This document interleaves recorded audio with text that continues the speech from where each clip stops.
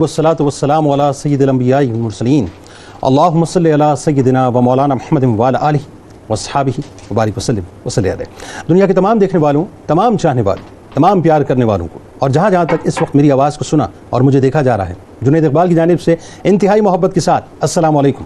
ایک بار پھر ناظرین، آپ کو پر نور صبح میں صبح نور کے ساتھ میں خوش آمدید کہتا ہوں، اور آئیے بلا توقف چلتے ہیں حضرت ابو انیس محمد برکت علی علیہ رحمہ کی تالیف اسماء النبی الکریم صلی اللہ علیہ وآلہ وسلم سے رسول اللہ صلی اللہ علیہ وآلہ وسلم کا ایک اسم مبارک پڑھنے اور سننے کی سعادت حاصل کرتے ہیں۔ سیدنا صاحب العطایا صلی اللہ علیہ وآلہ وسلم، ہمارے سردار عطا فرمانے والے، درود و سلام بھیجے اللہ آپ صلی اللہ علیہ وآلہ وسلم پر، آپ صلی اللہ علیہ وآلہ وسلم کی آل پاک اور صحابہ کرام رضوان اللہ تعالیٰ علیہم اجمعین پر۔ حضرت ابو ہریرہ رضی اللہ عنہ سے روایت ہے کہ رسول اللہ صلی اللہ علیہ وآلہ وسلم نے ارشاد فرمایا کہ جس نے ایک کھجور کے برابر بھی حلال کمائی سے خیرات کی تو اللہ تبارک و تعالیٰ اسے اپنے داہنے دست قدرت سے قبول فرماتا ہے، پھر خیرات کرنے والے کے لیے اس خیرات کی پرورش کرتا ہے جیسے تم میں سے کوئی اپنے بچڑے کی پرورش کرتا ہے، یہاں تک کہ وہ نیکی پہاڑ کے برابر ہو جائے۔ ناظرین کرام، آج جس ہستی پاک کا تذکرہ پاک ہے، یا یوں کہیے کہ جن کی بارگاہ میں ہم انشاءاللہ ہدایت پیش کریں گے، وہ جگر گوشہ ہیں حضرت شیخ عبد القادر جیلانی رضی اللہ تعالیٰ عنہ کے۔ ایک ایسی ہستی ناظرین کہ جن کی بارگاہ میں اگر ہمارے ہدایت قبول ہو جائیں تو میں سمجھتا ہوں کہ ہماری دنیا بھی سنور جائے اور انشاءاللہ آخرت بھی بن جائے۔ بات یہ صاحب کہ دنیا میں بہت کم ایسا ہوتا ہے کہ باپ عظیم المرتبت ہو تو اولاد بھی اسی درجے کی حامل نکلے، لیکن اگر ایسا ہو جائے تو لوگ ایسی اولاد کو سپوت سمجھا کرتے ہیں کہ واقعی یہ صرف اس بڑے باپ کی اولاد ہی نہیں ہے بلکہ حقیقتاً اس منصب کے حقدار بھی ہیں۔ حضرت سیدنا شیخ عبد القادر جیلانی رضی اللہ تعالیٰ عنہ کی ناظرین روایات میں آتا ہے مختلف ازواج سے تقریباً 49 اولاد امجاد ہیں۔ آپ کے بیٹوں میں سے ایک بیٹے حضرت شیخ تاج الدین ابو بکر سیدنا عبد الرزاق بن حضرت سیدنا شیخ عبد القادر جیلانی رضی اللہ تعالیٰ عنہ جداگانہ شان رکھنے والی انتہائی ممتاز ہستی ہیں، مکرم ہستی ہیں ناظرین، کہ جو پیران پیر دستگیر حضرت شیخ عبد القادر جیلانی رضی اللہ تعالیٰ عنہ کی علمی اور روحانی لیگیسی کے اصل کسٹوڈین ہے، یا یہ کہیے کہ اصل وارث ہیں، کہ جن کے علمی اور روحانی تربیت خود کسی اور نے نہیں کی ناظرین بلکہ حضرت سیدنا شیخ عبد القادر جیلانی رضی اللہ تعالیٰ عنہ نے فرمائی۔ اب ناظرین ذرا مقام اور مرتبے کا تعین تو میں اور آپ کیا کر سکتے ہیں، بس ایک جملہ عرض کر کے بات آگے بڑھانا چاہتا ہوں کہ ذرا سوچئے دنیا کے سارے اولیاء کرام جس بارگاہ میں اپنا سر جھکاتے ہوں، یا یوں کہیے کہ خواجہ معین الدین چشتی علیہ رحمہ جن کے لیے یہ فرماتے ہوں کہ صرف آپ کے قدم مبارک میری گردن پہ نہیں بلکہ میرے سر آنکھوں پر، اگر وہ ہستی ناظرین کسی کی تربیت کرے اور تربیت بھی ان کی کرے جو ان کے جگر گوشے ہیں، تو تربیت کا مقام اور پھر اس ہستی کا معاملہ کیا ہوگا، یہ کیا کچھ ان کو عطا کیا ہوگا۔ حضرت شیخ عبد القادر جیلانی رضی اللہ تعالیٰ عنہ اپنے صاحبزادوں کی تعلیم و تربیت کا اہتمام خود فرمایا کرتے تھے، انہیں بڑے بڑے مکاشفات اور مشاہدات سے روشناس کرایا کرتے تھے، تو جن کی تربیت خود شیخ عبد القادر جیلانی رضی اللہ تعالیٰ عنہ فرمائیں، یقیناً ان کے مقام اور مرتبے کا تعین میں اور آپ کر ہی نہیں سکتے ناظرین، کہ چونکہ آپ رحمۃ اللہ علیہ کو والد محترم حضرت شیخ عبد القادر جیلانی رضی اللہ تعالیٰ عنہ کی آغوش ولایت نصیب ہوئی، لہٰذا آپ کو بیعت و خلافت کا شرف بھی انہی سے حاصل ہوا۔ زہد و تقوی میں اپنے والد بزرگوار کے مظہر تھے ناظرین، یعنی لوگ دیکھ کر یہ کہتے تھے کہ حضرت شیخ عبد القادر جیلانی رضی اللہ تعالیٰ عنہ کے پرتو کو اگر دیکھنا ہے تو پھر آپ کی ہستی کو دیکھا جائے۔ شرم و حیا کا یہ عالم تھا کہ کئی عرصے تک ناظرین، یعنی مسلسل کئی عرصے تک اللہ تبارک و تعالیٰ سے شرم و حیا اور خشیت الہی کی وجہ سے آسمان کی طرف نگاہ نہیں اٹھایا کرتے تھے۔ آپ رحمۃ اللہ علیہ محبوب سبحانی حضرت شیخ عبد القادر جیلانی رضی اللہ تعالیٰ عنہ کے حسبی نسبی وارث اور ظاہری و باطنی طور پر آپ رضی اللہ تعالیٰ عنہ کے نائب اور جانشین ہوئے۔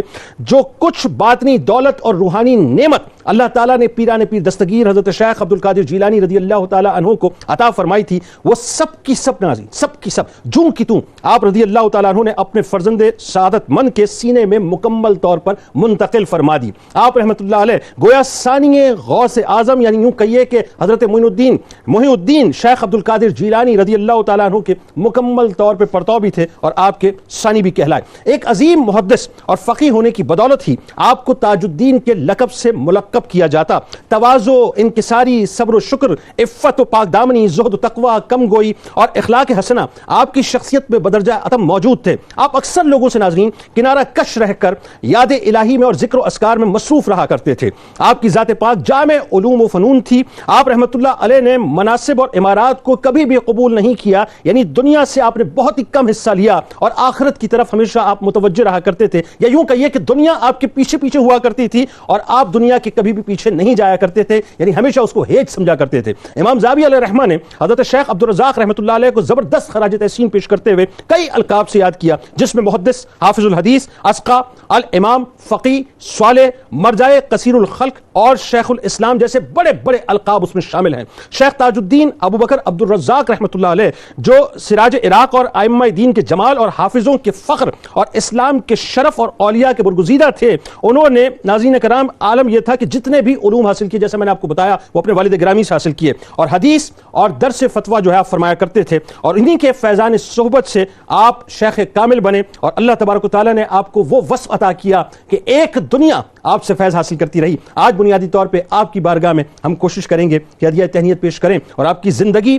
اور خاص طور پہ ناظرین وہ جو 6 اور 7ویں صدی ہجری ہے ناظرین، اس میں جس انداز سے آپ نے دین اسلام کی ترویج فرمائی، تاتاریوں کا فتنہ بھی موجود تھا، دیگر فتنے بھی موجود تھے، لیکن اس کے باوجود کلمہ حق کبھی بھی آپ نے اس سے رکے نہیں، یعنی ہمیشہ اس کو آپ نے بلند فرمایا۔ ہمارے ساتھ جو شخصیات موجود ہیں یقین تعارف کی محتاج نہیں، پہلی شخصیت لاہور اسٹوڈیوز میں موجود ہیں، آپ کے ہمارے ہم سب کے انتہائی قابل احترام ہیں، بزرگ شخصیت ہیں، ممتاز عالم دین محترم جناب پروفیسر سعید احمد خان صاحب۔ دوسری شخصیت کراچی اسٹوڈیوز میں ممتاز اسکالر ہیں، اسسٹنٹ پروفیسر جامعہ کراچی محترم جناب ڈاکٹر سید محبوب بخاری صاحب، اور تیسری شخصیت ممتاز عالم دین محترم جناب ڈاکٹر سید وقاص ہاشمی صاحب۔ آپ تینوں احباب کو میں خوش آمدید کہتا ہوں، السلام علیکم۔ اور آغاز کرتے ہیں پروفیسر صاحب آپ سے، آپ بزرگ شخصیت ہیں، سب سے پہلے تو یہ بتائیے کہ آپ کا جو خاندانی تعارف، آپ کا نسب، اور پھر جو ایک خوبصورت سی جو آپ کے ایک سلسلے کی کڑی ہے، ذرا اس حوالے سے بتائیے لوگوں۔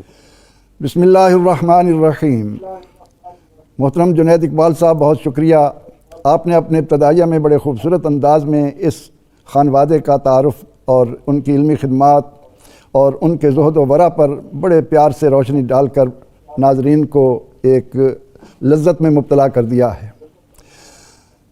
جنید اقبال صاحب، سیدنا حضرت شیخ ابو بکر تاج الدین تاج الشریعہ سلطان الفقر چہارم الشیخ عبدالرزاق جیلانی رحمۃ اللہ تعالی علیہ اس پاک خانوادے کا ایک فرد ہیں کہ جس کا نام ہی جب مومن کے کانوں میں گونجتا ہے تو وہ دلی کیفیات میں اس طرح گم ہو جاتا ہے کہ روحانی لذتوں کا وہ اندازہ ہی نہیں لگا سکتا۔ اللہ، آپ کا اگر تعارف پیش کیا جائے تو آپ ذرا دیکھیں کہ آپ کے دادا کون ہیں، جن پر یہ شعر صادق آتا ہے کہ در جوانی توبہ کردن شیوائے پیغمبری، در پیری گرگ ظالم می شود پرہیزگار۔ دادی کون ہے؟ جن کی زندگی بھر کسی نامحرم پر نظر نہ پڑے، جن کا ہاتھ کسی غلط چیز کی طرف پوری زندگی نہ بڑھے، جن کے پاؤں کہیں ایسی جگہ پر چل کر نہ جائیں۔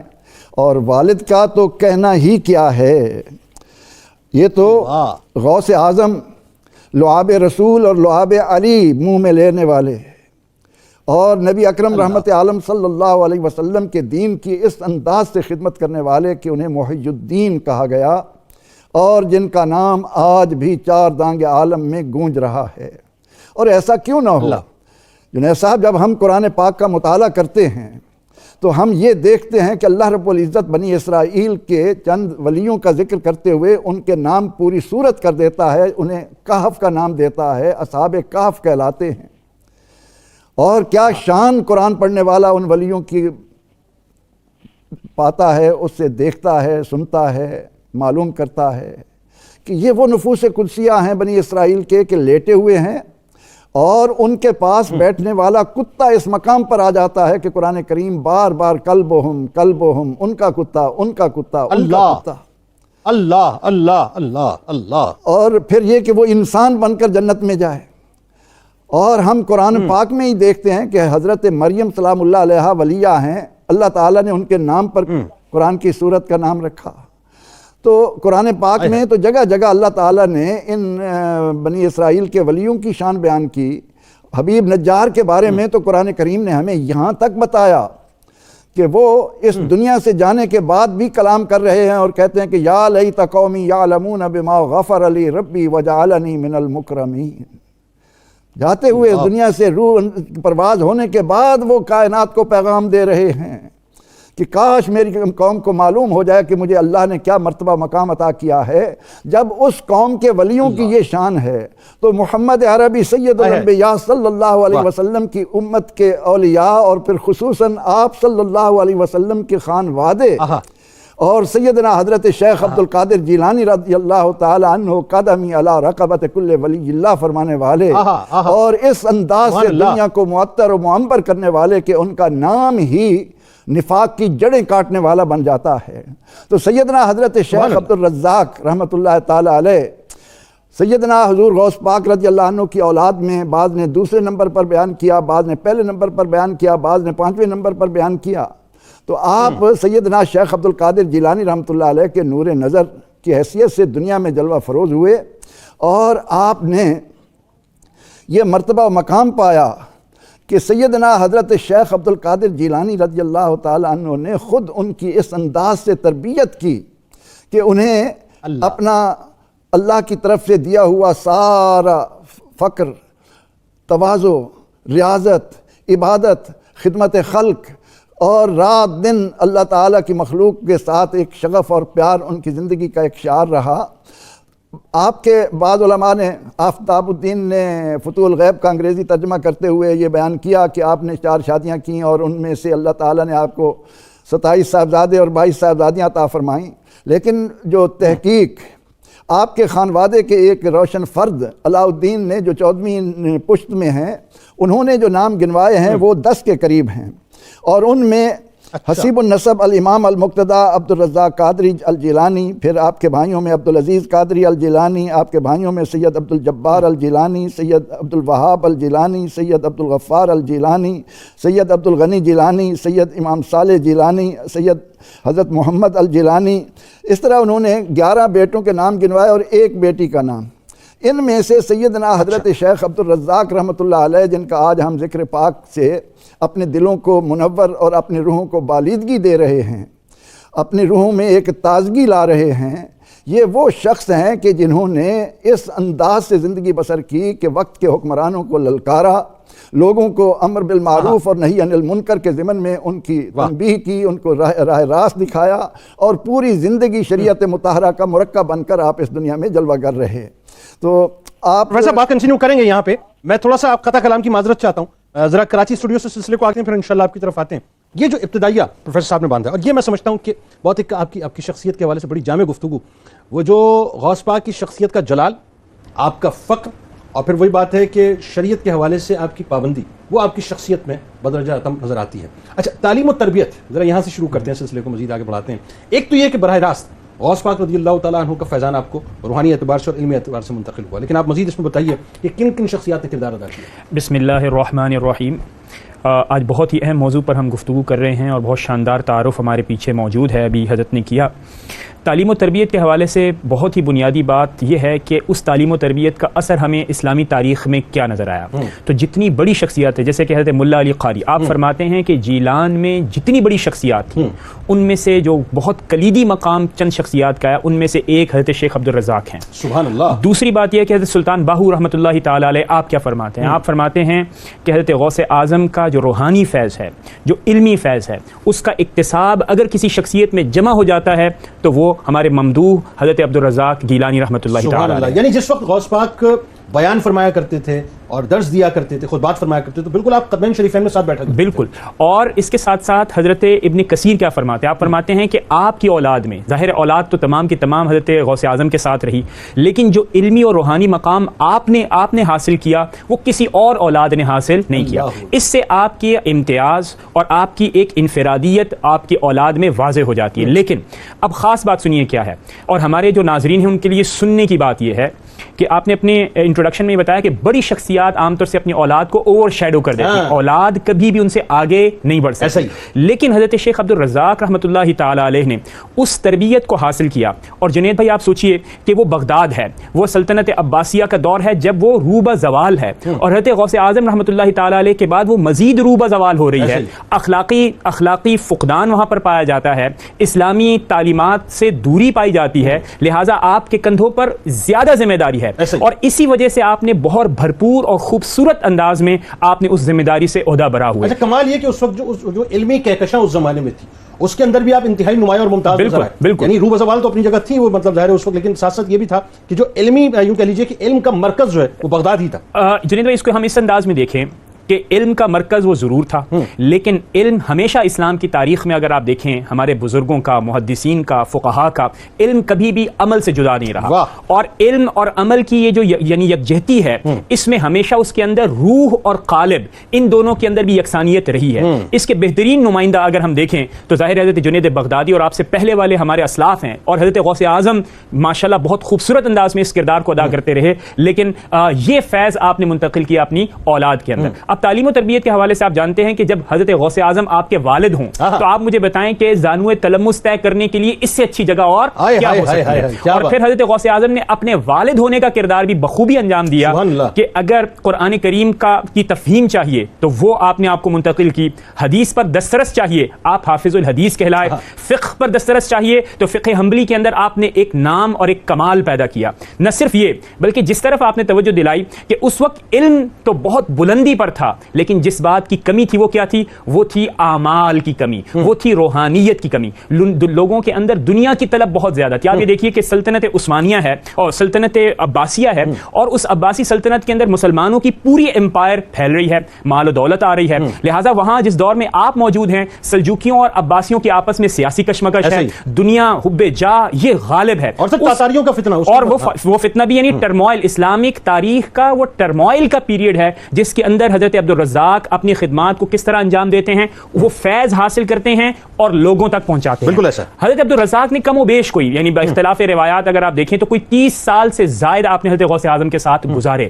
جب آپ نے گزارے تو یعنی آپ دیکھیے کہ حضرت غوث اعظم کا کمال کیا ہے. 488 ہجری کے اندر آپ بغداد تشریف لاتے ہیں. یہ وہ زمانہ ہے جب حضرت امام غزالی رحمۃ اللہ تعالی علیہ بغداد کو چھوڑتے ہیں، اور یہاں پر بغداد کے حالات کو دیکھ کر آپ کیا کرتے ہیں؟ آپ لوگوں کو نصیحت کرتے ہیں. وہ نصیحت مختلف مواعظ اور وائز انداز کے اندر آپ نے وہ پیش کی. حضرت شیخ عبدالرزاق رحمۃ اللہ تعالی علیہ آپ ہر مجلس میں موجود ہیں، آپ دیکھ رہے ہیں کہ میرے والد گرامی علم کی میراث کو، روحانیت کی میراث کو کتنے خوبصورت انداز میں لوگوں کے سامنے مثالوں کے ذریعے سے بتاتے ہیں کہ دراصل اسلام کی حقیقت کیا ہے اور آپ کو کس طرف رجوع کرنے کی ضرورت ہے. بالکل صحیح. ایک خاص بات اگر میں بتاؤں آپ کو کہ ایک مثال کے ساتھ تاکہ ناظرین کو یہ پتہ چلے کہ کتنی گہرائی کے ساتھ ہے، حضرت غوث اعظم فرماتے ہیں کہ اے لوگو تم نے بہت کچھ بنا لیا، جیسے کہ اب میں نے بتایا کہ بغداد میں بہت زیادہ یعنی دولت تھی، تم اس وقت صرف ظاہری جسم کی صفائی اور تم ظاہری کپڑوں کی صفائی کی تو بات کرتے ہو، اس پر توجہ بھی دیتے ہو. کیا ہی خوب ہو کہ تم اپنے دل کو پاک و صاف کر لو، اس کی صفائی پر توجہ دو، تم انشاءاللہ تعالی اسلام کے فوائد و ثمرات کو حاصل کرو. کیا بات. اچھا اس میں جو صحیح صاحب ذرا آپ بتائیے تھوڑا سا، اس میں جو ایک بڑی اہم ترین بات، ایک تو یہ کہ تعلیم و تربیت ظاہر ہے چونکہ براہ راست حضور غوث الاعظم دستگیر حضرت شیخ عبدالقادر جیلانی رضی اللہ تعالیٰ عنہ نے فرمائی. پھر قاضی ابو الفضل کا کردار ہمیں بڑا نظر آتا ہے اس میں، ابو الحسن محمد بن احمد بن سلما کا بڑا کردار نظر آتا ہے، ابو الکرم ابن شاہ زوری کا کردار بڑا نظر آتا ہے.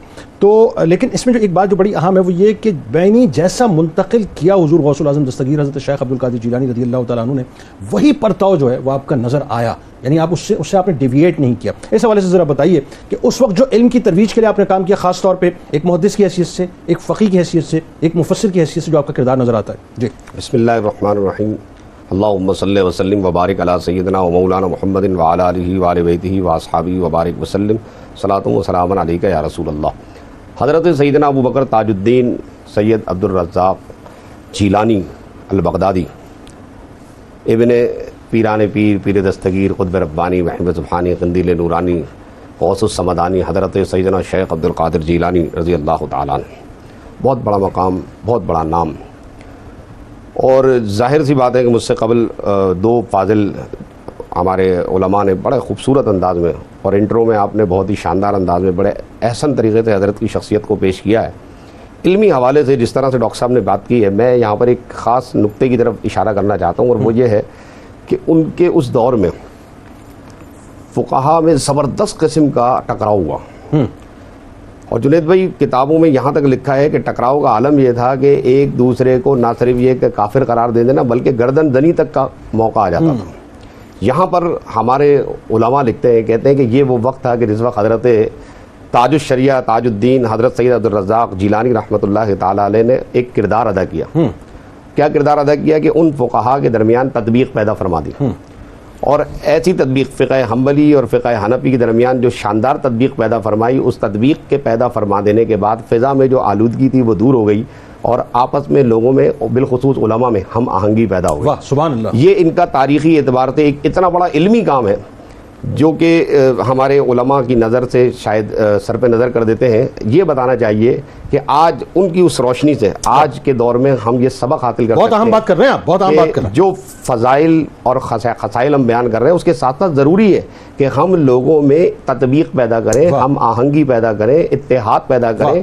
یہ وہ ذوات ہیں، یہ وہ ذات گرامی ہے، یا یہ وہ خاندان عالی ہے کہ جن کی ذات پر جھگڑے ختم ہو جاتے ہیں۔ یعنی دوسرے لفظوں میں اس زمانے میں وہی باتیں جو انتہا پسندی اپنے عروج پر تھی، انتہا پسندی، آپ نے جو کردار ادا کیا ہے وہ آگ امت کو مزید جو ہے نقصان پہنچا سکتی تھی، لیکن آپ نے اس آگ کو نہ صرف بجھایا بلکہ ساتھ ساتھ امت کو ایک جگہ پہ مجتمع کر دیا آپ نے۔ یہی وہ مسالے کی جو نفرت تھی اس کو ختم کر دیا۔ بالکل یہی وہ بات ہے کہ جسے آج ہمیں پروموٹ کرنے کی ضرورت ہے، آگے بڑھانے کی ضرورت ہے، کہ یہ وہ حضرت ہے، حضرت سیدنا شیخ عبد القادر جیلانی رضی اللہ تعالیٰ عنہ کے وہ ہونہار صاحبزادے اور بھی ہیں، جیسا کہ آپ نے بتایا 49 اولاد ہیں، جس میں تقریباً 27 بیٹے ہیں، 22 بیٹیاں ہیں۔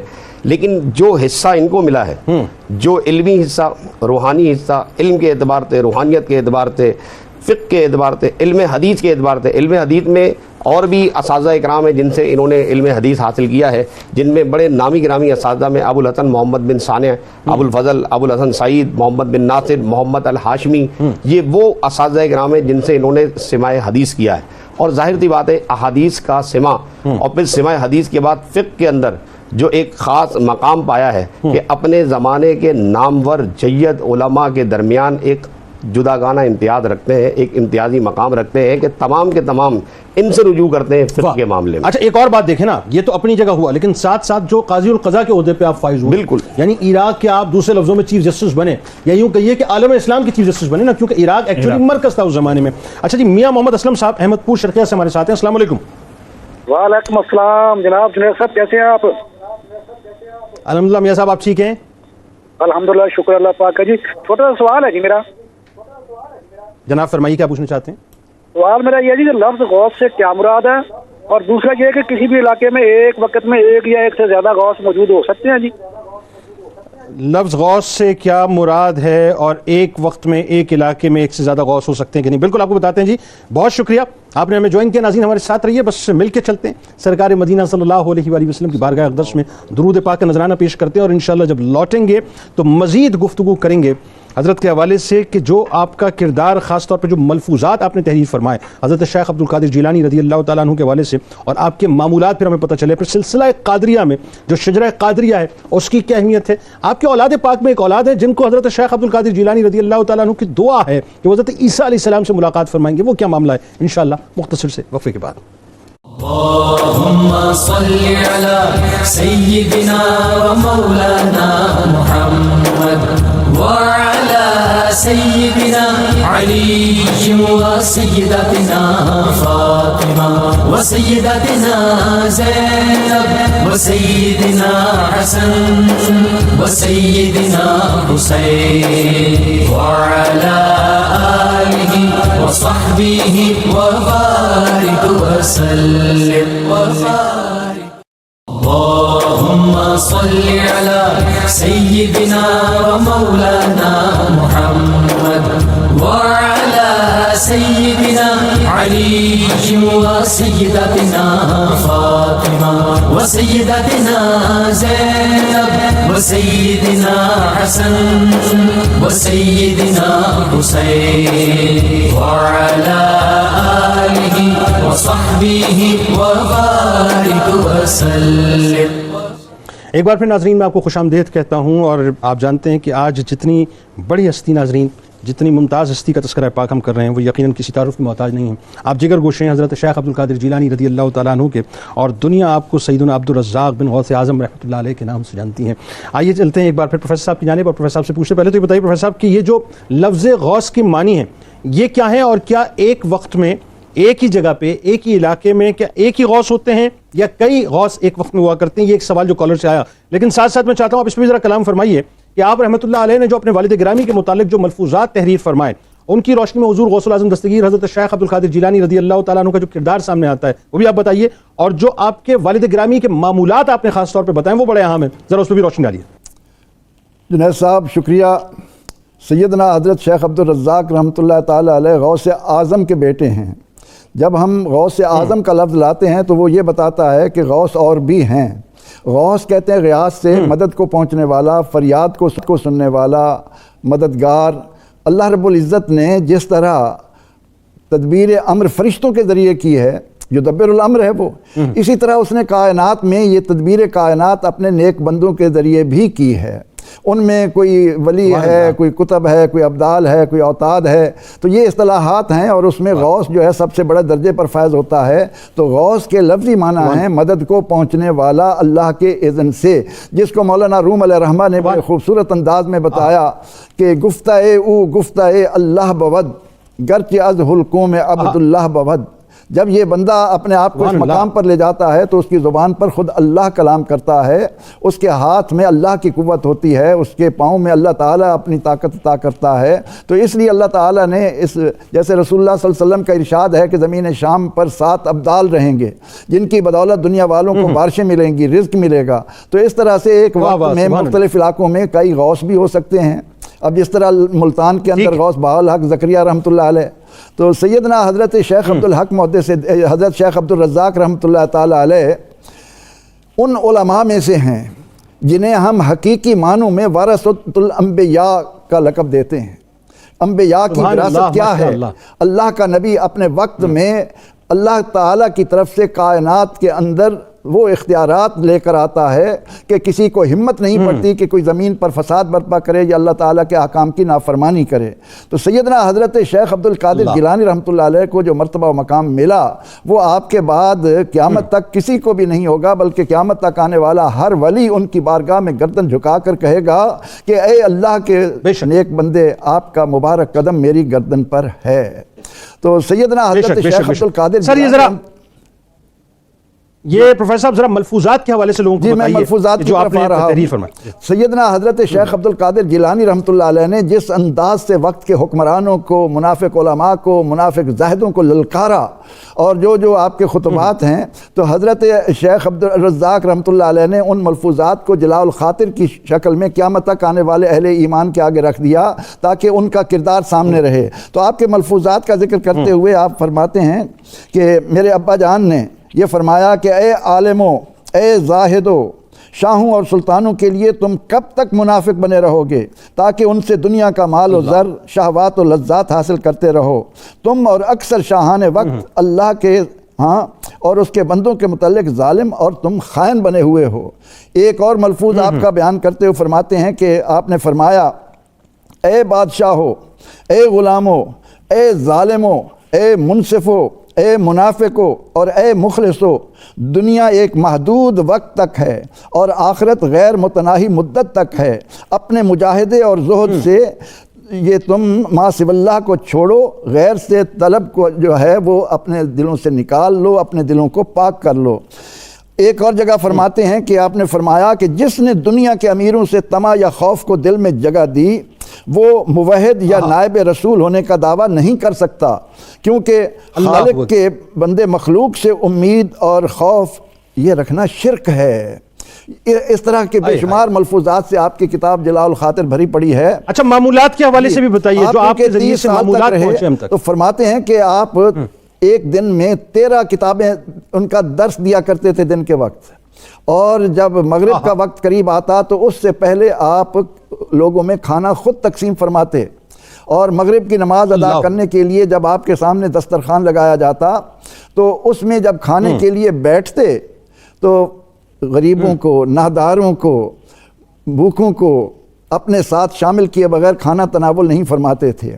فرماتے ہیں کہ میرے ابا جان کا یہ معمول تھا حضور غوث پاک کا کہ جب کہیں آپ کو بلایا جاتا اور وہاں پر وہاں کے علماء، وہاں کے عمراء، وہاں کے حکمران، ان کی تمنا ہوتی کہ آپ ہمارے گھر تشریف لائیں، لیکن سیدنا حضرت شیخ عبد القادر جیلانی رحمۃ اللہ علیہ نبی اکرم رحمت عالم صلی اللہ علیہ وسلم کی مسکینوں کے ساتھ محبت کے وارث تھے۔ آپ فرماتے کہ مجھے یہ بتاؤ کہ اس بستی میں سب سے زیادہ غریب کون ہے؟ آپ اس کے گھر تشریف لے جاتے.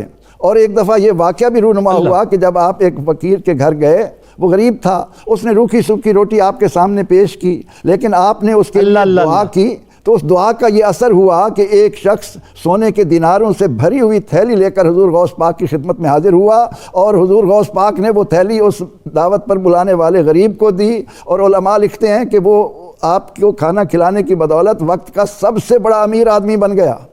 تو یہ پھر عشاء کے بعد آپ اپنے آپ کو الگ کر لیتے, قرآن پاک کی تلاوت کرتے, نوافل ادا کرتے, تقوی و طہارت کے جو چیزیں ہیں ان کی طرف آپ اس پہ پروفیسر صاحب گفتگو کرتے ہیں, اس پہ مزید گفتگو کرتے ہیں. اور ڈاکٹر صاحب ذرا یہ بتائیے ساتھ ساتھ کہ تصوف میں جو حضرت شیخ عبدالرزاق رحمۃ اللہ علیہ کا کردار خاص طور پہ, اور زہد, آپ کا زہد و تقوی, آپ کی انکساری, یعنی آپ دنیا سے الگ تھلگ رہا کرتے تھے, خشیت الہی میں رہتے تھے, لوگوں سے کم ملا کرتے تھے, لیکن وہی بات ہے اللہ یہ کہ دین کا کام ہے تو اس کے لیے جو آپ کھل کے سامنے آتے تھے. جی بسم اللہ الرحمن الرحیم. جنید بھائی, ناظرین کے حوالے سے میں ایک بات یہ کہنا چاہوں گا کہ دیکھیے تصوف کیا ہے. خشیت الہی کی آپ نے بات کی.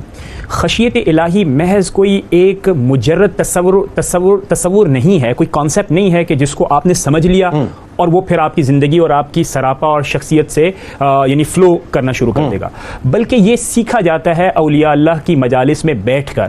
آپ لوگوں کو دیکھتے ہیں کہ خشیت اللہ کیا ہے, صبر کیا ہے, استقامت کیا ہے. حضرت عبدالرزاق رحمۃ اللہ تعالی علیہ نے حضرت غوث اعظم کی مجالس میں بیٹھ کر آپ کے ساتھ وقت گزار کر یہ سیکھا کہ اصل میں دین کا مقصد اور مطلوب کیا ہے, اور وہ کیا ہے, وہ ہے اللہ رب العزت سے ڈر. لیکن اس کا اظہار کیسے ہوگا؟ اظہار ایسے ہوگا کہ اگر دنیا والوں سے ملنا ہے تو صرف اور صرف اس لیے ملنا ہے تاکہ ان کا نفع ان معنوں میں ہو جائے کہ ان کا فائدہ ہو جائے, ان کے کام آ جایا جائے. اس کے ساتھ ساتھ یہ بھی بہت بات اہم ہے کہ کسی بھی آدمی کو آپ نے برائی کے ساتھ یاد نہیں کرنا, یہ بھی تعلیم میں شامل ہے. اب سننے والوں کے لیے بڑی اہم بات یہ ہے کہ آپ نے فرمایا کہ دعائیں کیوں قبول نہیں ہوتی.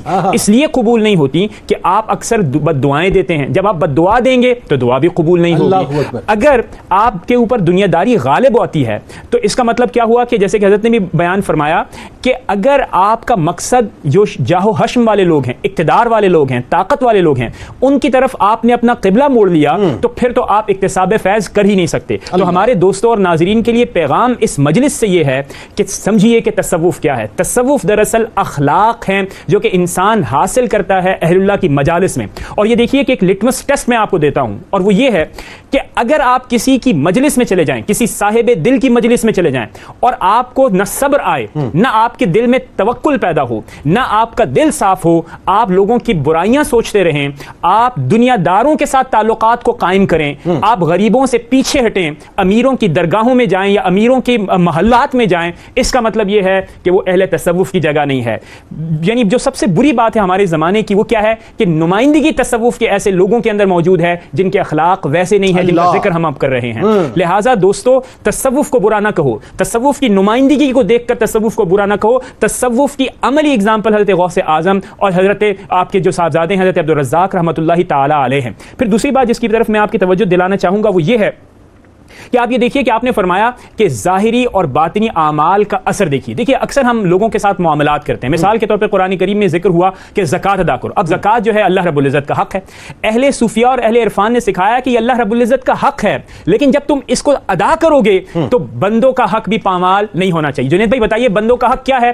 بندوں کا حق یہ ہے کہ ان کی عزت بازار میں نیلام نہ ہو. جب آپ کسی کو زکوٰۃ دیں, جب کسی کے اوپر آپ شفقت کریں, جب کسی کو آپ صدقہ دیں, تو آپ کے دل کے اندر بھی عاجزی اور انکساری ہونی چاہیے کہ اللہ رب العزت نے آپ کا انتخاب کیا, اور اس انداز میں نہ ہو کہ آپ کا احسان ہے, بلکہ اللہ رب العزت کا احسان ہے کہ اللہ رب العزت نے آپ کو اتنی نعمت دی کہ آج آپ دوسرے بندے کے کام آ رہے ہیں. تصوف اہل اللہ کا ایک ہی مشغلہ ہے, وہ ہے عوام الناس کی خدمت. ایسی جگہ جہاں پر عوام الناس کی خدمت نہ ہو بلکہ آپ کی دل کی خواہشات یہ ہوں کہ لینڈ کروزر آپ کے گھر کے باہر کھڑی ہوئی ہو, آپ کی خواہش یہ ہو کہ عمراء کے ساتھ آپ کے تعلقات ہوں اور آپ کے دنیا کے کام نکلتے جائیں, تو پھر وہ تصوف نہیں ہے, معذرت کے ساتھ وہ دکانداری ہے. اور تمام صوفیاء نے آپ ابتدا سے لے کر حضرت امام حسن بصری, حضرت علی رضی اللہ تعالیٰ عنہ, حضرت صدیق اکبر سے آپ آغاز کیجئے. آپ مجھے بتائیے کہاں پر یہ بات ہمیں نظر آتی ہے کہ جہاں پر دنیا داری ہے. آپ دیکھیں نا کہ حضرت شیخ عبدالرزاق رحمۃ اللہ علیہ کی حیات طیبہ میں ہمیں جو ہے وہ اپنا بادشاہوں کے دربار نظر نہیں آتے, آپ کو ان سے اس طرح کا جو ہے وہ آنا جانا نظر نہیں آتا. ایون یہ کہ آپ نے جو ہے وہ دنیا کو بالکل خرابات کیا ہوا تھا. بلکہ آپ دیکھیے نا حضرت غوث اعظم نے کیا فرمایا.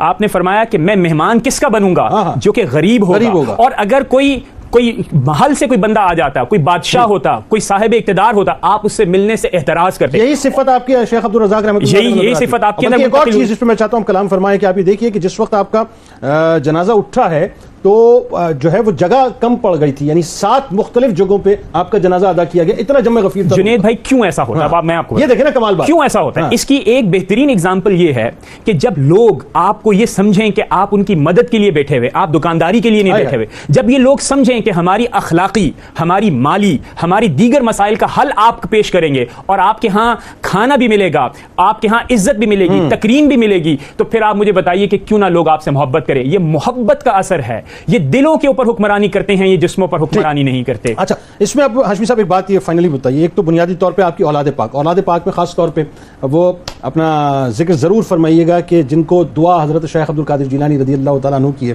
حضرت عیسیٰ علیہ السلام سے ملاقات کا. پھر ساتھ ساتھ ایک اور معاملہ کہ جیسا کہ آپ چیف جسٹس رہے تو پھر آپ کے صاحبزادے حضرت ابو صالح نصر رحمۃ اللہ علیہ جو ہیں ان کو بھی اللہ نے بڑا منصب عطا فرمایا, اور آپ بھی جو ہے مسلم دنیا کے چیف جسٹس رہے. شجرہ قادریہ یہ ایک بڑا سلسلہ ہے, ذرا اس کے بارے میں بتائیے لوگوں کو کہ جی شجرہ قادریہ کیوں پڑھا جاتا ہے اور اس کی اہمیت کیا ہے. جنید بھائی, قرآن مجید فرقان حمید کا قاری یہ بات اچھی طریقے سے جانتا ہے کہ قرآن نے 2-3 جگہ پر یہ بات ارشاد فرمائی کہ اگر والد صالح ہو تو اس کے نیچے جتنی نسلیں ہیں نا وہ بھی صالح ہوتی ہیں, وہ بھی نیک ہوتی ہیں. اب آپ اندازہ لگائیں کہ وہ واقعہ یقیناً آپ کے ذہن میں ہوگا کہ جہاں پر حضرت خضر اور موسیٰ علیہ السلام کی ملاقات کی بات ہے. تو جب حضرت خضر علیہ السلام نے ایک نابالغ بچے کو قتل کر دیا, حضرت موسیٰ علیہ السلام نے پوچھا کہ بھائی تم نے اس کو کیوں قتل کر دیا, اچھا بھلا بچہ تھا. تو آپ نے کہا وَأَمَّا الْغُلَامُ, وہاں پر حضرت موسیٰ علیہ نبینا علیہ الصلوۃ والسلام اور حضرت خضر علیہ السلام یہ دونوں حضرات جو ہیں ایک گاؤں میں پہنچے.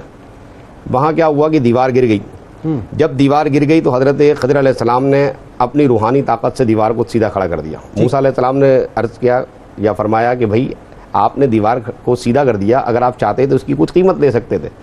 اس موقع پہ حضرت موسیٰ علیہ السلام نے جو بات ارشاد, حضرت خضر علیہ السلام نے جو بات ارشاد فرمائی ہے وہ سننے والی ہے. وہ فرماتے ہیں وَأَمَّا الْغُلَامُ فَكَانَ أَبَوَاهُ مُؤْمِنَيْنِ, کہ یہ جو بچہ ہے نا, اس بچے کے والدین وہ صالح تھے, ان کی نیکی کی وجہ سے اللہ تبارک و تعالیٰ نے مجھے حکم فرمایا کہ ان دونوں یتیم بچوں کہ جو میراث کا مال ہے وہ دیوار کے نیچے دبا ہوا ہے, لہذا تم اس کو سیدھا کر دو. تو وہ یا باپ کی نیکی جو ہے وہ اولاد تک پہنچ رہی ہے. یہ قرآن مجید نقطہ دے رہا ہے. ٹھیک. ایک اور مقام پہ قرآن نے فرمایا والذین آمنوا واتبعتہم ذریتہم, سورہ طور 27 پارہ, کہ وہ جو ایمان لائے اور ایمان لانے میں ان کی اولاد نے ان کی پیروی کی. ایمان لانے میں عمل کی بات نہیں ہو رہی, یہ بات سمجھنے کی.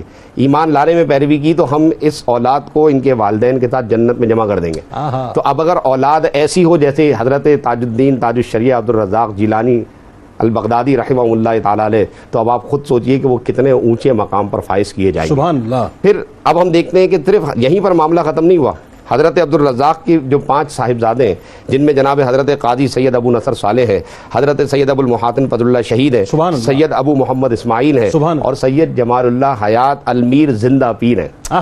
حضور سیدنا شیخ عبد القادر جیلانی رضی اللہ تعالیٰ عنہ نے جہاں اپنے صاحبزادے کی زبردست قسم کی تربیت فرمائی, تعلیم دی, اپنی روحانیت سے انہیں فیضیاب کیا, جس پر ہم کافی دیر سے گفتگو کر رہے ہیں, تو بالکل اسی طریقے سے اپنے پوتے پر ایسی نوازش فرما دی, ایسی دعا دے دی حضرت سید جمال اللہ کو کہ انہیں ایسی دعا دی کہ اللہ پاک نے اس دعا کے بدلے میں حضرت سید جمال اللہ کو ایک دائمی حیات عطا فرما دی. ایسی حیات کہ وہ رجال الغیب, مردان غیب میں شامل ہو گئے. اللہ اکبر. اور حضرت خضر علیہ السلام کی فوج میں شامل ہو گئے. اب انہیں اردو زبان میں ہم عام طور پر زندہ پیر کے نام سے اچھی طریقے سے, یعنی ان کے بارے میں روایات میں یہ آتا ہے کہ جی ان کی ملاقات جو ہے وہ حضرت عیسیٰ علیہ السلام سے ہوگی. یہ بھی کہا جاتا ہے کہ جناب دعا دی ہے کہ تمہاری ملاقات حضرت عیسیٰ علیہ السلام سے, اور اللہ جو چاہے کرے, اس میں انسان کی عقل کا دخل نہیں ہے. دیکھیں حضرت بات یہ ہے کہ سیدنا شیخ عبد القادر جیلانی نے دعا کی, دعا قبول ہو گئی. ٹھیک. دعا میں بھی کرتا ہوں, دعا اور بھی لوگ کرتے ہیں, لیکن دعا کی قبولیت کا مسئلہ ہے کہ قبول کی اللہ تعالیٰ نے دعا قبول کر کے بتا دیا کہ عبد القادر جیلانی عام آدمی نہیں ہے. جب یہ دعا کرتا ہے تو ہم اس کی دعا کو رد نہیں کرتے. قرب الہی کی بات. اچھا اس میں اب ذرا شجرہ قادریہ کے حوالے سے بتائیں. اہم ترین چیز جو ہے وہ یہ ہے کہ نسلوں کی بات چل رہی ہے نا, اولاد امجاد کی, تو ہم یہ دیکھتے ہیں کہ صرف یہی بات ختم نہیں ہو رہی جمال اللہ پر. پھر آپ نیچے چلے آئیے, نسلوں کے اندر 14ویں نسل کے ایک صاحب ہیں حضرت عبداللہ اصحابی کا نام آپ نے سنا ہے. عبداللہ شاہ اصحابی رحمۃ اللہ علیہ, جو ٹھٹا میں تشریف فرما ہے, سندھ کے اندر سبحان اللہ حضرت عبد الرزاق جیلانی کی اولاد ہیں یہ. اچھا اچھا انہی حضرت عبداللہ صاحب میرا کئی مرتبہ ظاہر ہے 14ویں نسل یہ 14ویں نمبر پر ہے نسل میں. اب میں وہ بتانا چاہ رہا ہوں قرآن کریم کی آیت نے جو بتایا نا کہ نیکی کہاں تک پہنچتی ہے, نیچے 14ویں نسل میں آ رہی ہے. اب اس کے نیچے آنے عبداللہ اصحابی کے صاحبزادے حضرت سید محمد حسن جو پشاور میں ہوتے ہیں, اور حضرت سید محمد حسن کے صاحبزادے شاہ محمد غوث رحمۃ اللہ تعالی علیہ جو لاہور میں تشریف فرما. سبحان اللہ سبحان اللہ. اور یہ سارا حضرت شیخ عبد الرزاق رحمۃ اللہ کی لڑی سے تشریف لا سبحان اللہ. اور ان کے بھی اگر میں ابھی فضائل و کمالات بیان کروں وقت متحمل نہیں ہے. بس اب شجرہ قادریہ کے بارے میں بتائیے. اچھا شجرہ قادریہ کی طرف تشریف لے آئیے. تو شجرہ قادریہ میں ہم دیکھتے ہیں کہ حضرت سیدنا شیخ عبد القادر جیلانی رضی اللہ تعالیٰ عنہ نے اپنی روحانیت سب انہیں عطا فرما دی اپنے صاحبزادے کو. تو اب شجرے کے اندر آپ دیکھیں 17ویں نمبر پر قادری کر قادری رکھ قادریوں میں اٹھا قدر عبد القادر قدرت نما کے واسطے. اور 18ویں نمبر پر آتا ہے احسن اللہ لہم رزقن تدے رزق حسن بندہ رزاق تاج الاسفیاء کے واسطے. اور پھر اسی سے 19ویں نمبر پر آ رہا ہے نصراوی صالح کا صدقہ صالح و منصور رکھ دے حیات انی محی جاں فضا کے واسطے. سبحان اللہ ماشاءاللہ ماشاءاللہ. پروفیسر صاحب فائنلی آپ ذرا یہ بتائیے, میں آپ کی جانب آنا چاہ رہا ہوں کہ سلسلہ رزاقیہ کے حوالے سے ذرا دیکھنے سننے والوں کو بتائیے یہ سلسلہ ایکچولی ہے کیا؟ یہ سلسلہ رزاقیہ بھی در حقیقت سلسلہ قادریہ کا ہی ایک عکس اور پرتو ہے. اور اختصار کے ساتھ اس ضمن میں جو اہم بات میں اپنے دیکھنے والوں کو بتانا چاہتا ہوں وہ یہ ہے کہ اس بندہ خدا نے سیدنا حضرت شیخ عبد القادر جیلانی رحمۃ اللہ علیہ سے وہ فیض لیا کہ آپ ان کے بیٹے جمال اللہ یعنی اپنے پوتے سے بے حد پیار کرتے تھے, اور اس پیار میں جو دعا دی اس کا اثر دنیا آج تک دیکھ رہی ہے. لیکن جو بات اس وقت قابل توجہ ہے وہ یہ کہ سیدنا حضرت شیخ عبد الرزاق رحمۃ اللہ علیہ نے جب اس دنیا سے پردہ فرمایا تو ان کا ایک اتنا عظیم جنازہ, اب یہ کیا ہے, اللہ حضرت سیدنا شیخ عبد القادر جیلانی رحمۃ اللہ علیہ امام احمد بن حنبل رحمۃ اللہ علیہ کی فقہ کو فالو کرنے والے ہیں, اور امام احمد بن حنبل کی پوری زندگی ظالم حکمرانوں کے ہاتھوں کوڑے کھاتے ہوئے گزری. علم کے اتنے سمندر اور وقت کے حکمران ان کو نیچا دکھانے کے لیے ان پر اتنا ظلم و ستم, تو ان کی زبان سے ایک لفظ نکلا, بالکل وہ یہ تھا کہ ہمارا فیصلہ ہمارا جنازہ کرے گا. جنازے بتائیں گے کون؟ ہمارا جنازہ بتائے گا. اور اس وقت 22 لاکھ لوگوں کا ہجوم ان کے جنازے پر امڑ آیا. تو یہ تو وہ سلسلہ ہے کہ آج شاہ محمد غوث پر چلے جائیں, دیگر جو آپ کی اولاد میں سے یہاں پاکستان میں موجود ہیں, میلہ لگا ہوا ہے اور وہ واضح کر رہا ہے کہ اے وقت کے حکمرانوں, اپنے اقتدار کے نشے میں آ کر اللہ کے نیک بندوں کو مٹانے کا, ان کو راستے سے ہٹانے کا جو وہم اور خیال لاتے ہو اس کو دل سے نکالو اور اس راہ کو اختیار کرنے کی کوشش کرو. لاہور سے ناظرین کرام آئیے چلتے ہیں کتاب الشفا کی جانب. فقر و فاقہ سے نجات کے حوالے سے آپ کو کچھ عمل بتاتے ہیں کہ جو شخص فقر و فاقہ میں گرفتار ہو وہ کثرت سے یا وہابوں کا ورد کرتا ہے تو انشاءاللہ بہت جلد غربت اور تنگ دستی کا خاتمہ ہو جائے گا. حضرت علی کرم اللہ وجہ الکریم کا قول مبارک ہے کہ جو کوئی سخاوت اختیار کرتا ہے وہ لوگوں میں سردار اور بزرگ ہو جایا کرتا ہے.